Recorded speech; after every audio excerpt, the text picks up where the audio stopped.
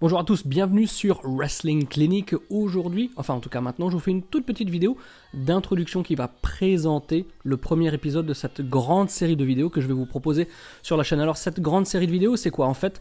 C'est un recap historique, quotidien, des shows de la WWE. Alors qu'est-ce que ça veut dire? Ça veut dire que je vais être assisté de deux anthologies, je vous les montre. Anthologies dans lesquelles on retrouve tous les shows, en tout cas toutes les informations disponibles des shows de 1963 à 1989. Et dans le deuxième épisode, on m'envoie des messages, hop, je coupe le son. Et dans l'autre, c'est 1990 jusqu'à 1999.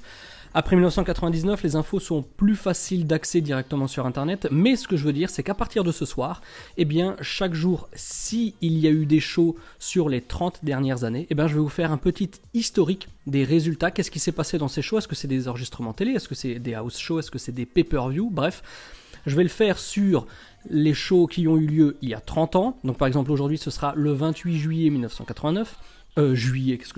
Janvier.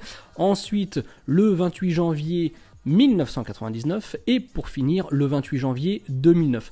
Et ce sera pareil pour tous les jours, tant qu'il y aura eu des shows 30 ans, 20 ans ou 10 ans en arrière. Donc voilà pour cette vidéo introductive, bon, on s'en fout.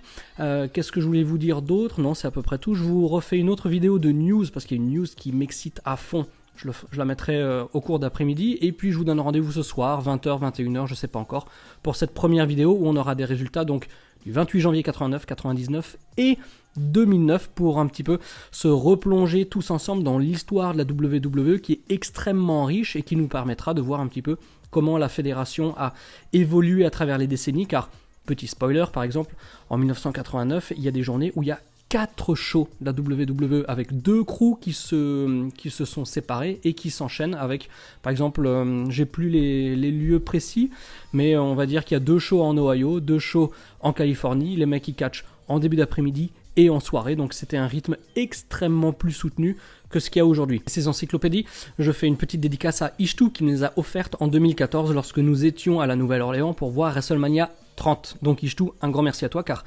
probablement sans toi, sans ces encyclopédies, eh bien cette série de vidéos n'aurait peut-être pas pu voir le jour sur Wrestling Clinic. Voilà pour cette annonce, c'était pour que vous sachiez un petit peu vers où va la chaîne, quel type de contenu j'ai envie de partager avec vous, parce que j'ai pas envie de faire que de la review, j'ai pas envie de faire que du contenu qu'on voit déjà sur toutes les autres très bonnes chaînes francophones.